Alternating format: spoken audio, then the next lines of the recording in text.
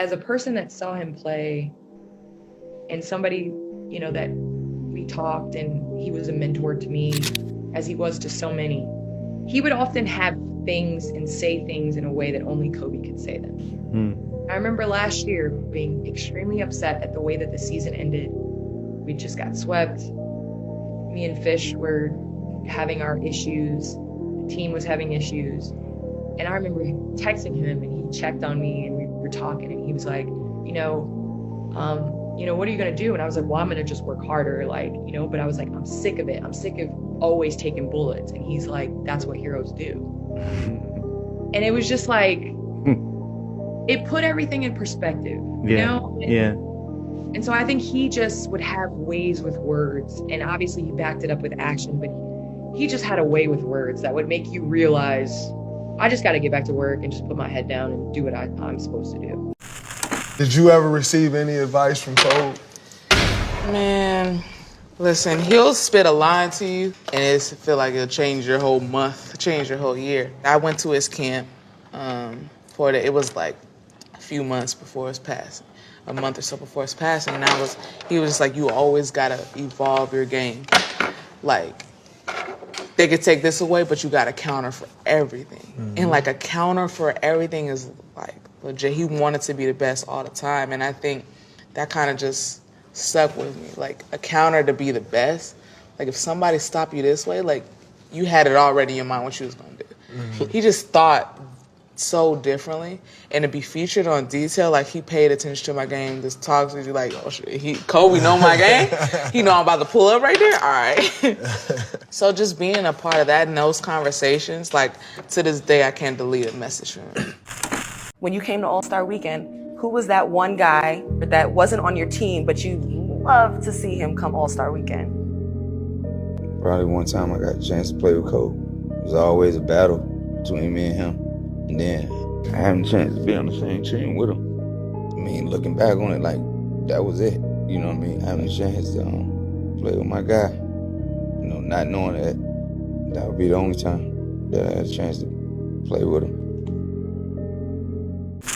When I got into the league, obviously Michael Jordan is my favorite player of all time. But for me, when I got into the league, Kobe Bryant was the bar. He was the greatest player in the game. He was 24 years old at the time when I got in. He had 3 NBA championships already. As a competitor, I knew that Kobe was the one for me. If I wanted to be great, that I had to get on the level of Kobe Bryant.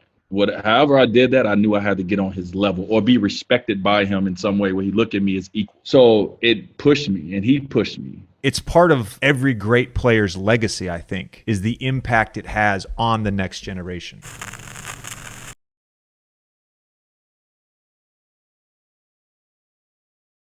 Kobe is Michael Jordan, just on steroids. You're talking about skills. What are you talking about? I'm talking about best player. Kobe has 5 rings. What's your argument? All around. And I'm saying all around, Kobe Bryant. I study Kobe. Love Kobe, I don't like when people mention him just to bring attention. What I love, and I hope he gets mentioned for the rest of time. Everybody remembers him for what he did. But this is one of the guys that you watch interviews, man. Like, he's the definition of hard work. He's the definition of killer mentality. Crazy. Listen, when I used to play against Kobe, if I block his shots, I'm not gonna scream at him. Yeah. Because guess what? Next time he's coming back at you, he's gonna score end one, and he's gonna even look at you. How did your career get started? Because you didn't start playing basketball till you were 15 years old. And the way I fell in love with basketball, I was watching, Lakers, Celtics, finals. That's how Kobe became my favorite player.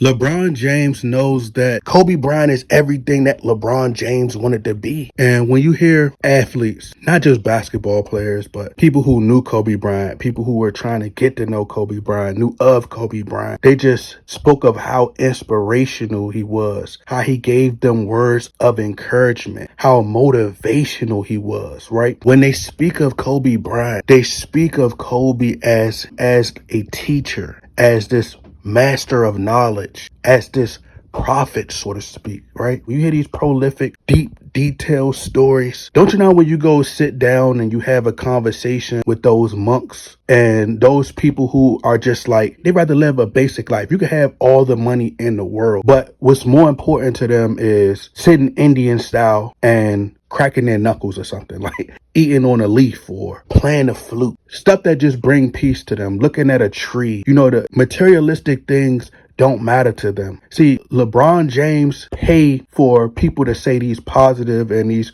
powerful things about him throughout the media. He used the media as a vessel for these people to say these important things about LeBron James to seem greater than what he really is. So Kobe Bryant's stories that people are telling about him are heartfelt. It comes from a deep place. Kobe Bryant words mean so much to people when you watch them on YouTube and they put that sad music in the background. It's other basketball players throughout the league. They just speak so highly of Kobe. LeBron James was threatened by Kobe Bryant's power and influence. Kobe Bryant's aura and presence alone, it made LeBron James feel beneath Kobe. He felt like he was beneath Kobe. Kobe Bryant, he had so much influence throughout the league with younger players and within the Laker organization. He had so much influence over Jeannie Buss. You heard it. Kobe Bryant was said to be the one who pushed Jeannie Buss to fire her brother. You know how much influence you got to have on somebody to convince them to fire their brother? If you have grown up in a household with a brother that you love dearly, you know how hard that is. So if you have somebody in your corner, you have to trust them enough that they have faith in you for you to make that decision. That's a tough decision to make. And then on top of that, he also played a role into luring LeBron James to the Lakers. So Kobe had a lot of power and influence, not to mention Rob Pelinka, who was Kobe Bryant's agent and close business partner, who was really like a close friend to Kobe Bryant, like a brother. He was the general manager. Everything is pointing to LeBron had to get Kobe out the way. Kobe Bryant has been flying helicopters for most of his career. 2 or 3 years into LeBron James being with the Los Angeles Lakers, now all of a sudden, Kobe Bryant has an issue with helicopters. Now all of a sudden, Kobe Bryant passes away from helicopters. And once again, all of this is alleged. But it seems very fishy, doesn't it? And Kobe dies the day after LeBron James surpasses him on the all-time scoring list. It seems very suspicious, doesn't it? What are the trades that LeBron James was getting when he initially came to the Lakers? 2018, 2019. He just got the Anthony Davis trade. Once Kobe passed, you get Russell Westbrook, you get all these guys. Kobe Bryant makes LeBron James feel inferior because he hasn't accomplished what Kobe Bryant accomplished, and not just even in terms of basketball. It's just total impact throughout the league. Kyrie Irving literally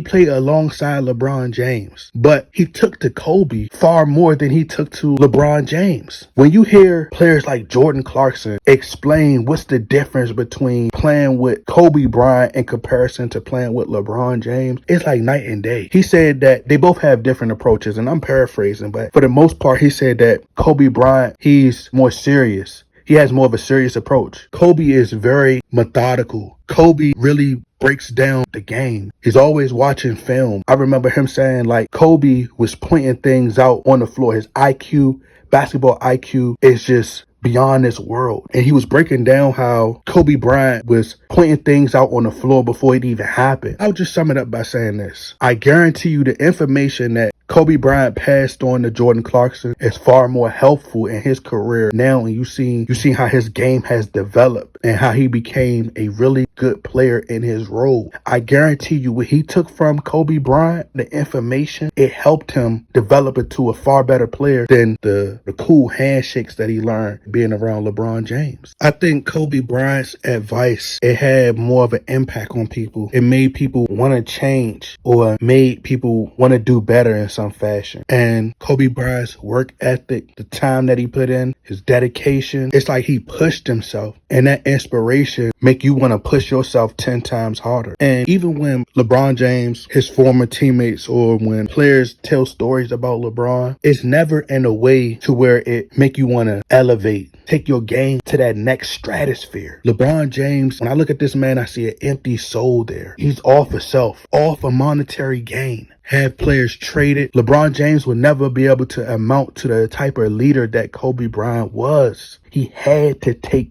Kobe Bryant out allegedly. Everybody around LeBron James, his peers, he got tired of everybody talking about Kobe.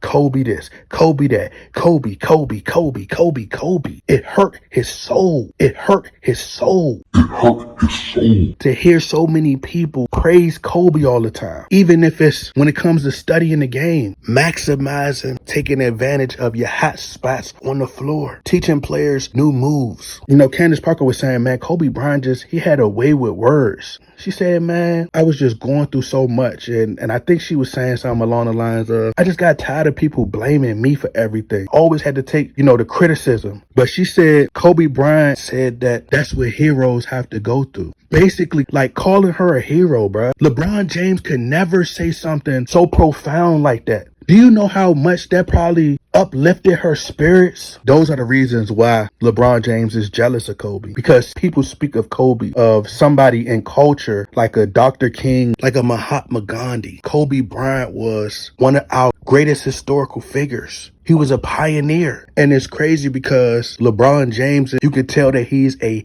manufactured Black activists, because they don't speak of LeBron James in the same way they speak of a Muhammad Ali, who paved the way for players to be where they are today. They don't speak of LeBron in the same light, but they speak of Kobe in that way. And Kobe didn't come off as this so-called pro-Black leader. The franchise treats Kobe Bryant like royalty. Not only did this man get one statue like all the other past Laker legends, this man's about to get 3 statues. But even Wilt Chamberlain, as great as he was, doesn't have a Laker statue. Kobe Bryant is held in such a high regard within the franchise. Kobe Bryant has 2 jerseys retired with the franchise. No other player in Laker history has had 2 jerseys retired with one franchise. So what the Lakers are doing for Kobe Bryant is far more than what they're going to do for LeBron James, than what Miami is going to do for LeBron James. Even the Cleveland Cavaliers, they don't even view LeBron James how LA view Kobe.